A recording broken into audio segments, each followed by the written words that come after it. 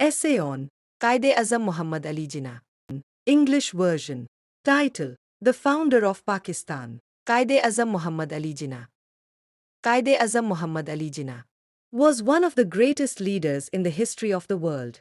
He was born on 25 December 1876 in Karachi. He studied law in England and became a successful lawyer. Later, he entered politics and joined the Indian National Congress but soon left it due to its Hindu bias. He joined the All India Muslim League in 1913 and worked for the rights of Muslims.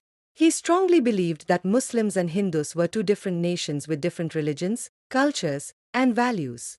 He gave the famous two-nation theory and demanded a separate country for Muslims. Quaid-e-azam Muhammad Ali Jinnah was a man of principles. He never compromised on truth and justice. Due to his hard work, leadership, and determination, Pakistan came into being on 14 August 1947. He became the first Governor-General of Pakistan. He is called the father of the nation.